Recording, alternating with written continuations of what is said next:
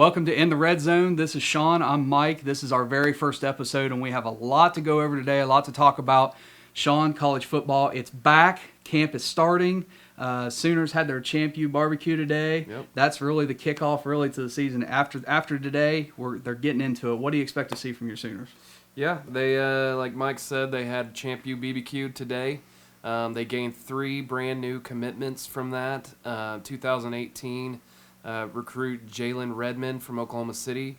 They got 2020 running back named Jace McClellan from Aledo, Texas, and they got a 2019 athlete in Jeremy Carter.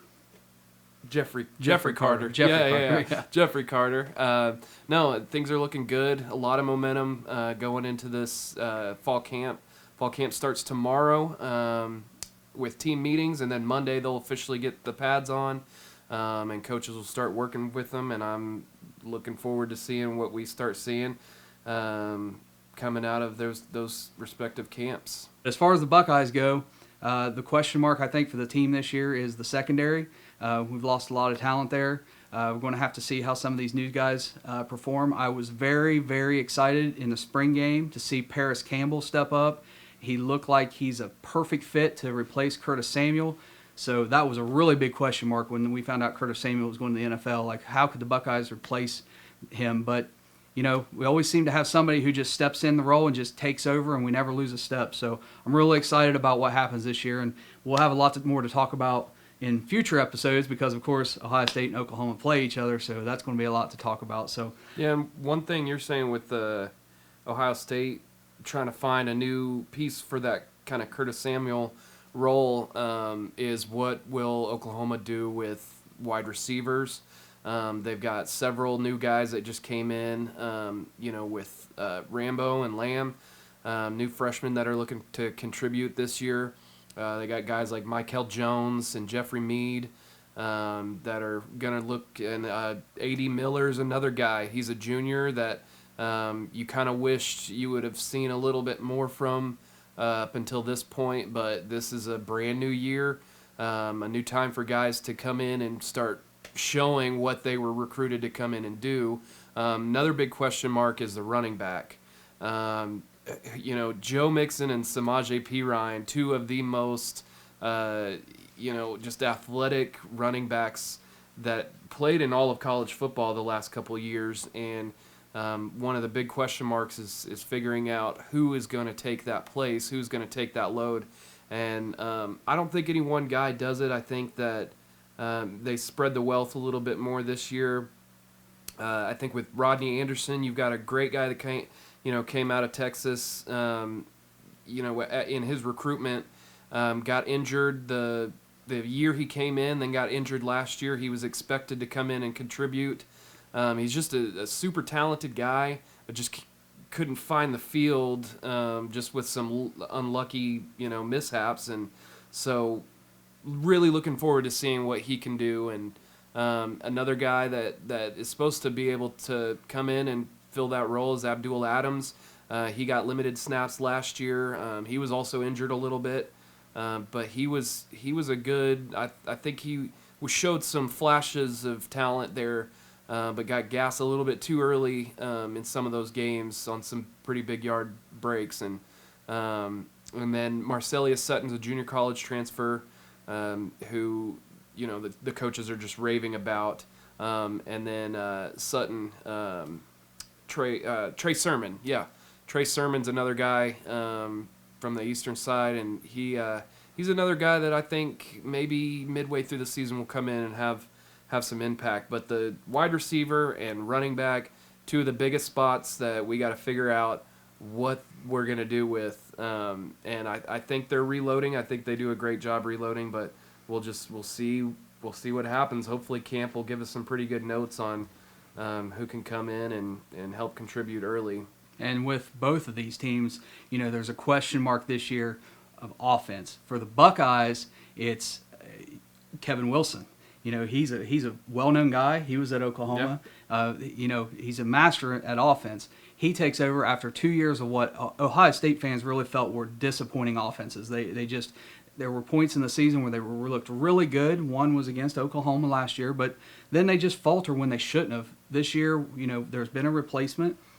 As far as the Sooners are concerned, Lincoln Riley has said he's going to call the offensive plays. Mm-hmm. Some people are wondering how that's going to work out. Gundy up at Oklahoma State, he did that for a while. He got criticized too as well. He just thought that his focus wasn't there. Has done it. Exactly. Kelly. So that's going to be a question mark as with the Sooners is how's that going to play out with Lincoln Riley his first year as a head coach, and is that going to be too much for him? Is he going to be able to manage the whole team as well as call the offense? So that's going to be interesting to see how that plays out. Yeah, I think I don't think Bob Stoops would have left the program in the way that he did had he not been able to see maybe last year a couple of things that Riley and the other coaching rest of the coaching staff was able to kind of manage their jobs and what they were supposed to do. I think he was really comfortable with those coaches kind of taking that on and maybe helping Riley out a little bit more in other areas so that now he can kind of manage the whole thing rather than just the offense. And I just want to throw out there, too, the Cincinnati Bearcats. I'm really excited about them this year. Luke Fickell, defensive coordinator at Ohio State, he's now the head coach at Cincinnati. I've been following them on Twitter, on Facebook, seeing some of their videos. They look really, really excited for this season. Cincinnati was kind of a disappointment last year, and the experts, the quote experts, are saying they're going to go 4-8 this year. I don't see that at all. I think that Cincinnati could be an 8 or 9 win team. I just think that Fickell's that good of a coach. They have the talent there. They just didn't play to their potential last year. So I'm really looking forward to seeing what Cincinnati does this year.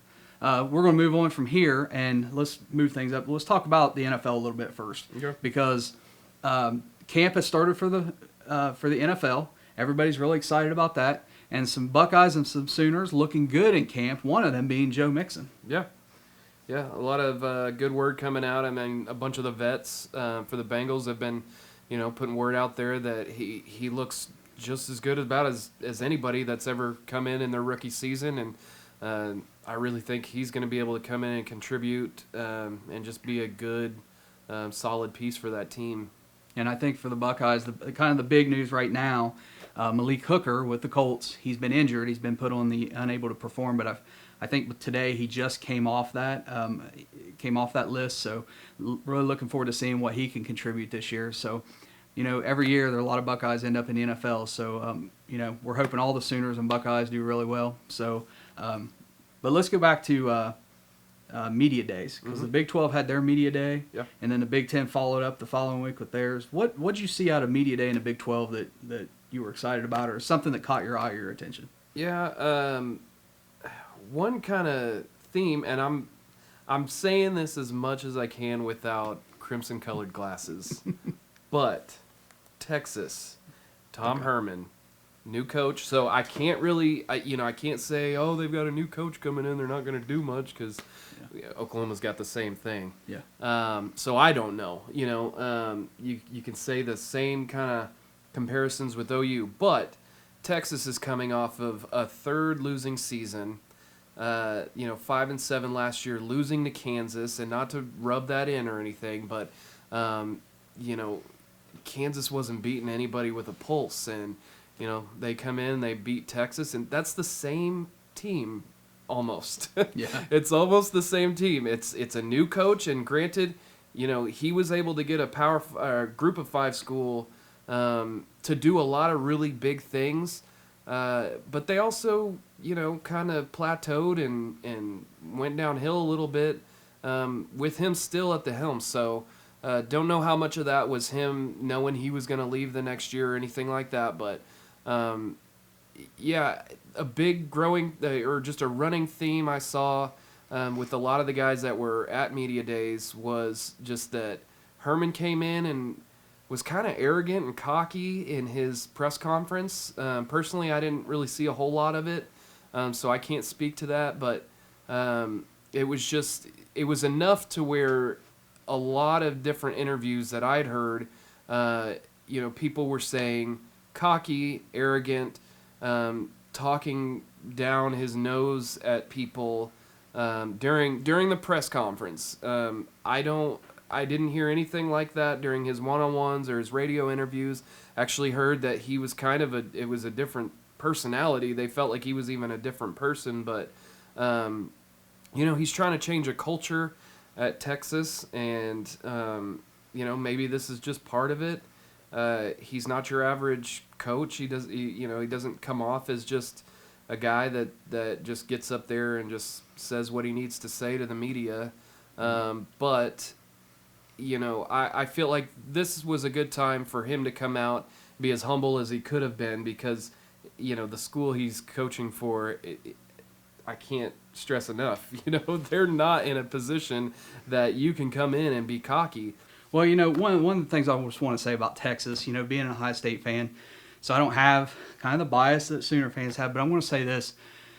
It drives me crazy. They treat Texas, ESPN and all the media outlets treat Texas like they treat Notre Dame, which is every year they act like they're the greatest thing in the world. Mm-hmm. Texas, I'm sorry, you fans can get mad at me all you want. You are not a blue blood football program. You're not.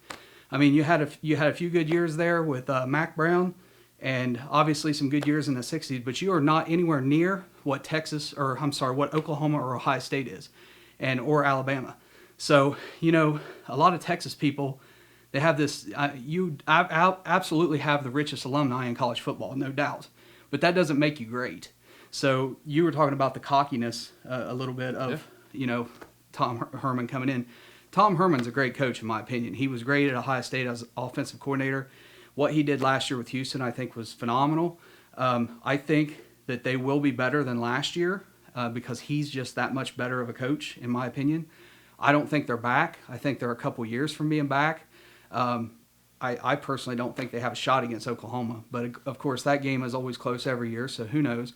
But I just wanted to say that because I get really, really, really sick of how the media just treats Texas like they're the greatest thing in the world, and they're not. I mean, frankly. So. We do too. I mean, trust me, I see it enough with the Sooner Nation. We're always the ones to kind of point it out that Texas wins the summer, in that they always recruit really well. They always have just, a super talented guy or super talented D-line or something like that. But, they haven't shown up in the NFL draft. Like I said, 3 losing seasons, and they're supposed to be back. And I don't know what – I've seen this thing around that they're posting with their, recruiting class or whatever, but for some reason they have something that says 1-0. No idea what it means, but as far as I remember, they're on a 3-game losing streak. Don't know what they've won besides, maybe a recruiting battle here and there. They've got some really good pieces, and I wouldn't be surprised if midway through this season, you started seeing a good team start to form. But they've got a pretty tough schedule, and so it's going to take a while. I think you're right. Tom Herman is the guy to come in there and probably fix that program, but I just. He's not a miracle worker, though. Right, I mean, right. Everybody thought Charlie Strong was going to come in and just be their savior, but no. I mean, he did phenomenal work with Houston. They showed up and played against Florida State and then Oklahoma, and like I said, they kind of plateaued, and you saw them get beat by SMU last year. It was tail end of the season. They just kind of fell off. The Louisville game. So he has an ability to get his players ready, but I also think that if the locker room starts going south, how is he going to handle that? So a lot of players were pretty upset when he left, thinking that he promised them some things, and we don't have to get into that, but it'll be really interesting to see and make sure that players aren't tweeting from the locker room again at halftime like they were last year. Right. These are still those same players. So we'll see with them. There's, one of the things I've noticed about Texas over the years, going all the way back to Mac Brown, there's just a sheer lack of discipline on that team. Yeah. I mean, it just seemed like, and I think Texas, the whole program and that whole city of Austin needs to be humbled And for whatever reason, the last 3-4 years of losing hasn't humbled them Yeah. at all. Yeah. So I don't know what it's going to take. So, but anyway. But so they beat Baylor last year. well, yeah, Baylor, So we're going to move on here to college football playoffs. They had the experts put out their predictions, and they have the top 4: Alabama, Of course. USC, Ohio State, Why? and Florida State. OU came in there at 5th. I mean, what do you think about those predictions? USC is the same way as they are with Texas. I mean, they do have Sam Darnold. They have, usually you don't win, unless you're Alabama, you don't win the national championship without a decent quarterback. So, I'm not ready to crown him yet until I see a full season of just, number 1 in the nation player out of him. But, we'll see with USC. I think they're one of those teams like Texas that entities like ESPN want so badly. They think that college football is down if teams like USC and Texas are down. That's not really the case. No, it's not. I don't get really Florida State, but you have to put 5 teams up there, and those you can make a case for each one. So, I mean, in my opinion, we start with Alabama. Look, Alabama, Nick Saban, they've proven themselves time and time again. They've proven that they just reload. Even if they don't win the national championship, they seem to get there every year. I was, thrilled when my Buckeyes was able to beat them in 2014. But, and they lost that close game to Clemson last year. But Alabama, absolutely deserving. Nick Saban, an incredible coach, whether you like him or not. I mean, what he's been able to accomplish in Alabama. I mean, even when you're at the top, it's very hard to stay at the top. And Nick Saban's been able to stay at the top. So, hats off to them. They are absolutely deserving to be where they're at as the number 1 pick for the college football playoff. After that, USC, I'm not buying it. They're going to have to prove it to me. I don't believe they're completely back. I don't think they might end up in the playoffs, but if you think that they're going to go undefeated or lose 1 game, I personally don't feel that. I don't even think they're going into Pac-12. I think that's Washington's to win. I think, Washington, they got a lot coming back. They're going to be a great team this year. Ohio State, we still have some question marks. I'm not going to be a homer by any means and say, yeah, the Buckeyes undefeated. There's a lot of question marks. The team up north is going to be good again this year. So we don't know yet. We're not going to know until we get the teams on the field and they start playing and we get to see what they really have. Week 2. Week 2. Well, yeah, week 2, absolutely. Week 2. Florida State, I'm not sold on them either. Everybody's trying to say the ACC is this great. The ACC is not a great conference. They're just not. I mean, they have Florida State and they have Clemson, and really that's about it. Hey, Louisville. Well, but Louisville, they have one player on Louisville, and I guess Miami's coming back too. So. Well, that's yet to be seen too. Yeah. I mean, they say that Yeah. They certainly have a great coach down there, but I'm not buying that yet. In my opinion, right now it's the SEC and the Big Ten are the 2 top conferences. Pac-12 is probably 3rd. Right now, I would. If you match up team for team, I would say Big 12 is probably better than the ACC. That's debatable, obviously, but they're getting there. They're getting some there. talent. So, I'm not sold on that. Of those 5 teams, I would probably put put OU in ahead of Florida State, honestly. So, but we'll see. They play on. They have to perform on the field, and we'll see how it ends up. What I don't think is going to happen is that you're going to get 2 teams from one conference.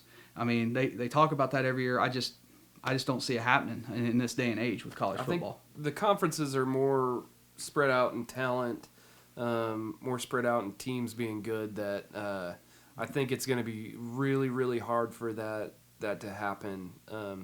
There's not any just one amazing team. And one thing I wanted to say about Alabama is that I think as we go, you can never count out Nick Saban, like you said. I'll never bet against a team, that he is coaching.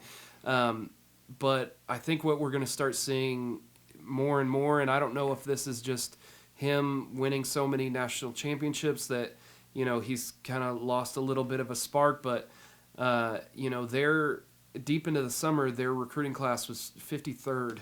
And I think they've gotten some recruits here and there, and I haven't seen quite where they're at in the last week or so, but I think you're going to start seeing more teams kind of climb up that mountain, and they're not going to be the only ones sitting up there. There will be other teams that, that definitely have the ability to spark a dynasty like that. Not like that because, it's pretty incredible what they've accomplished. The amount of times that they've, have they even missed a college football playoff yet? It's amazing. I think you have to throw Clemson up there. Not necessarily in the top 5, but, they're defending national champions. They do have a brand new quarterback, but, the last few years you see, top 30 list of high school players, and it seems like Clemson's always got the, number 1 or number 2 quarterback. So they're definitely going to have talent there. They're going to be able to reload. Brent Venables with their defense is going to just be able to put another, elite performing defense on the field. Another team we haven't talked about was Auburn.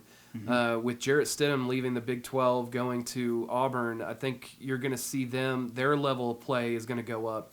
He's a heck of a quarterback. Right. Yeah. And in the Sugar Bowl this last year, the one main thing you could point to that game and say was that they didn't have quarterback play. Their defensive line, their running back, their offensive line, it was all good. They just didn't have a quarterback that that could throw, anything. I mean, it was ridiculous. But they have their quarterback now. I think they're gonna give some teams a run for their money, and I think he might be the best quarterback in the SEC this next year. We'll see what Alabama does with Jalen Hurts, and then Tua Tagovailoa he was one of the, if not the best, high school recruit this last year. And he's going to give Jalen Hurts a pretty good shot at that starting quarterback spot. But all good stuff. And there's not just one team I think that you could put at that top. It's a lot of 1A, 1B, 1C teams right there, and that's what's going to make the start of this next coming season really, really fun, and it's going to make camp. I think I might even stroll across the nation, see what other camps are doing, and see what other people are saying this year because it's going to be pretty interesting this year. Definitely exciting for college football. We're going to transition to basketball here in just a minute, but first last thing about football here. Today, Odell Beckham Jr. made a comment. He's saying that the superstars in the NFL should be making as much money as the superstars in the NBA are making. And, I mean, we're now at a point where you're seeing guys get $200 million contracts. Like, it's kind of crazy. But does he have a point? I mean, with the NFL, these guys, we just had the CTE study come out, and that's kind of really scaring a lot of guys. We had the one guy for the Ravens, can't remember his name right off the bat, but, he's a straight-A student at MIT, but he's given up the NFL after 3 years. Part of that was due to this CTE study. These guys, their health, if you're running back in the NFL, you have a very short career. These guys are getting hurt. They hit hard. I mean, really, it's a very physical game. And does Odell Beckham Jr. have a point? Should they be making as much money considering what they have to go through as athletes? See, I think, man, or should I say, or are the NBA players just being way too much overpaid? I mean, that's kind of what I was gonna just point to was that NBA players are making just more money than we would know what to do with. Yeah. And granted, they're the product. Like we were talking earlier today, these players are the product, whether you like to, agree or not. A team owner and a general manager do put that team together, but you would have nothing without the players. So I don't think there's anything wrong with rewarding them, but at the same time, the way their pay scales are structured is a market.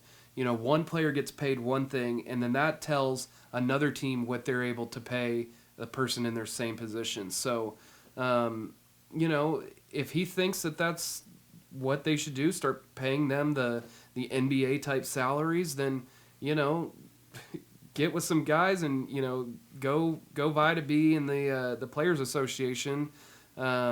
where you're kind of making those calls and you're making those votes and stuff. It's up to the players because they, at the end of the day, they put together these collective bargaining agreements and they have to agree to it. So, if enough players caught on to this and thought that it was the right thing to do, we always see that, the NFL goes into a lockout or the NBA goes into the lockout because these players think at any point that they deserve to be paid more.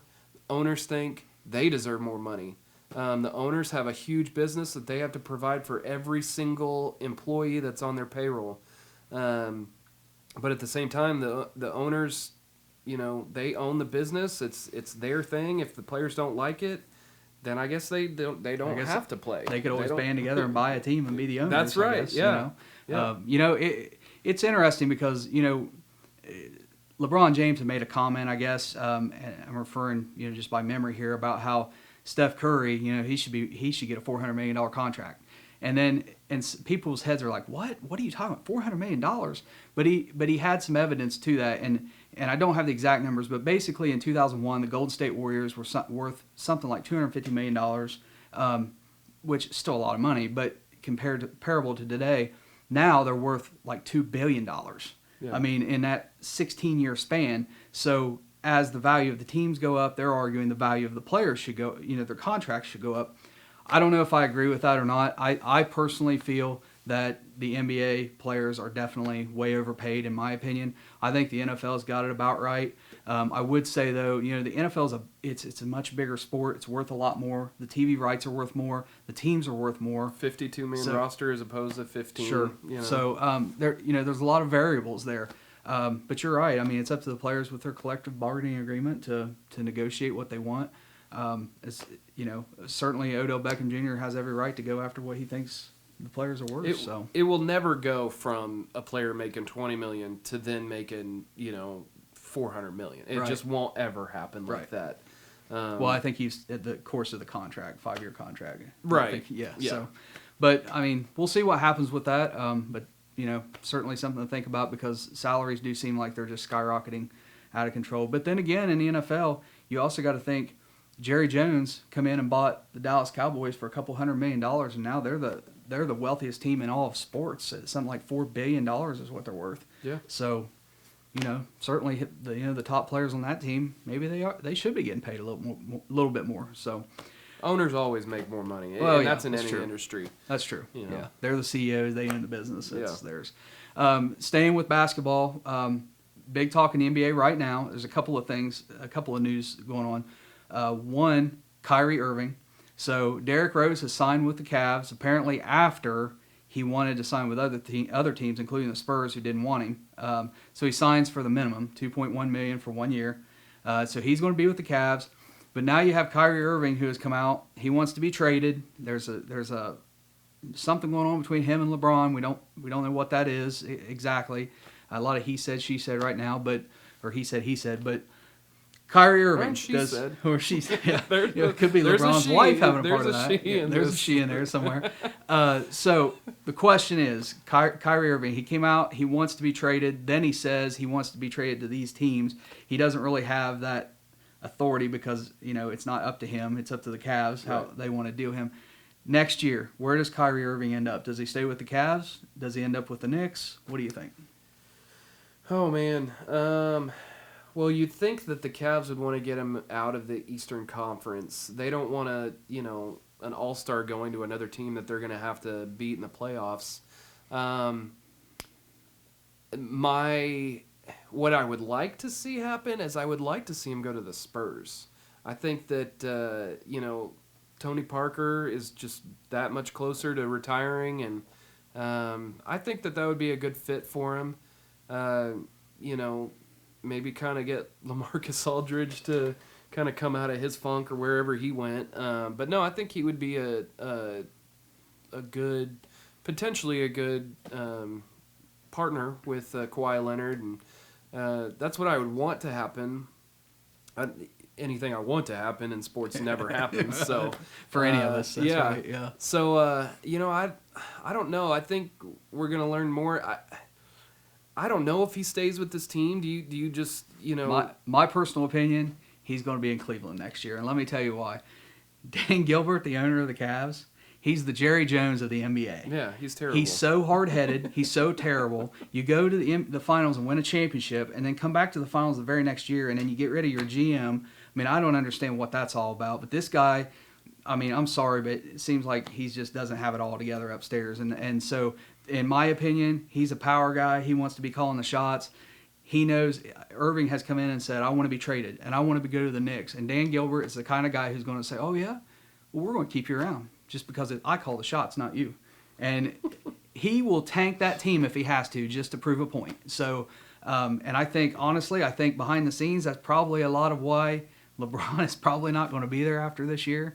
Just my opinion, but we'll see what happens. It's chaos right now in Cleveland, and but I think they're shooting themselves in the foot of any chance to going back to the finals. I've never seen a team just derail. Besides Dallas after winning the championship, and then Mark Cuban just tanking and selling off each piece that just won him a or Jerry championship. Jones running Jimmy Johnson out of town. Yeah. After winning Super Bowl. I mean, that didn't make any sense either. Yeah. I mean, and that's exactly what Dan Gilbert's doing here. So we'll see. The other NBA news, it's happened a couple weeks ago. Paul George is now with the Thunder. That's great for Thunder fans. So happy. That just came out of nowhere, really. I think it surprised a lot of people when it happened. But now the talk there's rumors and nothing. Before we get into Melo, I have to toot my own horn here, and my wife won't remember it because she doesn't remember any kind of sports talk that I say. But I told her after July 4th, 2016, the second worst day that has ever happened here in Oklahoma, and not to make light of anything, but Kevin Durant left. He left Oklahoma City and left a whole state in heartbreak. And I looked at my wife and I told her the only player that would just make all of this go away and just make any kind of sense of this, the only player that I would feel better about Kevin Durant leaving would be Paul George. I had no idea. I knew that he, last year there was kind of some talks that he might want to leave. And I thought, he's similar enough to Durant that, and a lot of people say that are close to the team and know basketball said that Westbrook and Durant's games didn't really coincide together. But apparently Paul George's game, he's a better spot-up shooter, not than Durant. I'm not saying he's better than Durant or anything, but maybe that his game complements Westbrook's game a little bit more. But he's great in defense. He's a great floor runner. And I told my wife that the only player that would make me feel any kind of thought about Kevin Durant leaving would be if Paul George came to Oklahoma City, and it happened. Thank you, Sam Presti. Thank you. Oh my goodness. Thank you, Indiana, for letting the trade happen. I mean, Victor Oladipo and Domantas Sabonis and a bag of peanuts, and we got Paul George. I don't know. He's a magician, Sam Presti. But go on. And so now the rumor, in addition to that, is that Carmelo Anthony may have some interest in coming to Oklahoma City. I think that's very far-fetched of happening. However, we just got Paul George. You just got Paul George. However, now that you have George and Westbrook, maybe Carmelo is looking at and saying, you know what? If I go there, we're a championship team. Yeah. We can beat Golden State. I mean, I don't know, but I don't think it's going to happen, but it's a very interesting conversation. Yeah, I see a couple of issues with it. The only thing is, first of all, who plays that forward position, because Carmelo doesn't play a lick of defense, and Paul George has already expressed just that he doesn't like to play the power forward position. He's done it in Indiana, didn't like doing it. I think he would actually rather play point guard before he ever played, power forward. But, what do you do there? Who do do you sit Robertson on the bench and say, okay, Westbrook's the point guard. We got PG as a shooting guard, and Carmelo, you play the three. I don't know. I don't know if it's just maybe they just kind of throw away the book on positions and just kind of put, just start four guys out there and then just kind of intertwine and, I think that's what you have to do. Yeah. If you have three superstars, they all got to be on the court. It really doesn't matter what position they're going to play. Yeah. Just get them on the court. If you want to eliminate the names for positions or whatever, Yeah. I think that's probably what they'd have to do. However, and last thing we're going to talk about on this, Presti, in my opinion, he's being the ultimate poker player right now. He let Kevin Durant get out of town and got nothing in return. He gambled, kept Kevin here the last year of his contract, and then Durant split. Now we have a situation with, Paul George is here for 1 year. Westbrook has not signed his extension. No indication, as far as we can tell, that he's going to sign it before the season starts. So, and then there's all these rumors about how they both could end up with the Lakers after this year. So I guess Presti is putting the chips all in. He's saying we're getting it done this year or nothing, because I have a hard time believing, a fan of any sport, that after letting Durant leave without getting anything in return, if they play this season and the Thunder don't win at all, and Westbrook and Paul George both leave and you get nothing in return, there's no way the Thunder can keep Sam Presti. There's just no way. I mean, because they tank. They won't even be a playoff team the following years if both those guys leave and you get nothing in return. Yeah. The only thing is, at this point, you hear all the time, a star player gets to the last year of his contract, and then there's this huge, just thought of what does the team do? This player's expressed some, discernment in the locker room. He's not getting along with this player. Is he going to leave? What do you do? And it's crazy because, first of all, you have him a certain amount of times. You got him 5 years. He's going to stay till at least that year. Mm-hmm.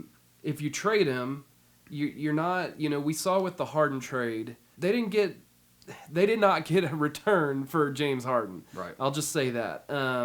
So you never know. I mean, they could trade Westbrook and then he's gone. Mm-hmm. They could have him play this year out and then he leaves and he's gone. So one way or another, he's gone if that's the case. I think you do have to go to him and say, look, we need an answer by this time or we got to do something. I agree 100%. I think that Sam Presti needs to go to Westbrook and if he hasn't already, and say, listen, if you haven't signed your extension by the start of the season, we're putting you on the trading block. He's the reigning MVP. People are going to, teams that are right there and think they're one piece away from a championship would trade for him in a heartbeat. So I know that's not the popular thing here in Oklahoma City, but if I'm the general manager, that's what I have to do, because there's no way I'm letting Westbrook walk away from this team and I get nothing, not a draft pick, nothing. I just can't do it. Well, but okay, so think of this scenario. You've got, the Knicks. Say they desperately want Russell Westbrook. They know they're not winning the championship this year. They know it. Right. Why spend your future on a guy, on a superstar, if you know that there's a chance you could? He might walk away from the Knicks if he wants to go play for the Lakers. But then that's their problem, not the Thunder's. That's true.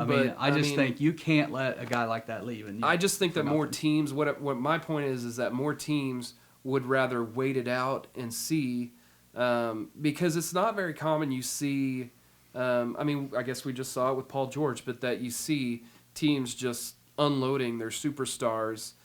They'd rather take a shot. Like, personally, I would rather them just take a shot. I know, you want to get something out of him, but that will unload, $20-something million that, you could hopefully throw at a free agent next year. But to me, I would think you kind of, throw your whole hand down and just hope that they both stay, try to get another piece in here by the trade deadline. Either that or see if another free agent, comes open. And I don't know. There's too many moving parts with, trading. Do we trade? Do we not trade? Personally, I just let the people know, we're gonna let this play out, and we're gonna see, what this team does this year. Just to kind of make it, and I would not, I was mad that Durant left just because of how much he spoke of Oklahoma City and how much he built it up that he wanted to be here. He had one of his own members of his entourage that was saying it's basically a 90% chance that he comes back to Oklahoma City, and then the very next day he announces in the Players Tribune that he's gone. So, I think you just kind of let it play out. And I think that's what Presti's going to do. He's doing what you're saying. Yeah. He's going to let it play out. He's hoping that this team, at the very least, makes the Western Conference Finals, and hopefully would make the NBA Finals, and that you could somehow convince Paul George to want to stay in Oklahoma City. I'm sure they're going to throw everything at him that this city has for the next year, try to convince him this is where you want to live and this is where you want to play. And because if he stays, then Westbrook stays, and then you can build something from there. So it's a huge gamble. So it's, we both would do it different ways. Yeah. Presti's got his way of doing it. We just have to wait and see how it plays out. But name a GM that you would rather have build a team from scratch other than Sam Presti. Is he going to be here? He did it already. If those two leave and they have absolutely nobody starting the next season and they're not even a playoff contending team, is he still here as the GM to build it? I don't know. That's what I mean is he took Oklahoma City from Seattle, not him personally, but he was tasked with just building this team from the ground up, and he did it. It took some time. But he got pretty lucky with some draft picks. He did. But no. I don't think he got lucky. I mean, he drafts Russell Westbrook higher than anybody would have because he saw something in him. He drafted Serge Ibaka. He drafted Steven Adams, just James Harden and all these players. And, Kevin Durant came over from Seattle, but, he's done very, very well in the draft. And, that's the thing is maybe he's a good GM at putting a team together, maybe not keeping the star free agents. So if you're starting from scratch anyway with Russell leaving, I would feel pretty comfortable that we're in capable hands of him building a team. Granted, we're in a small market, so if your stars leave, you got it's going to take a lot longer than it would take maybe New York or.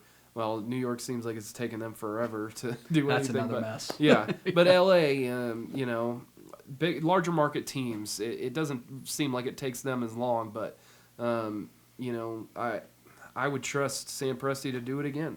I mean, if he had to, just cut the string and start fresh, I would trust him.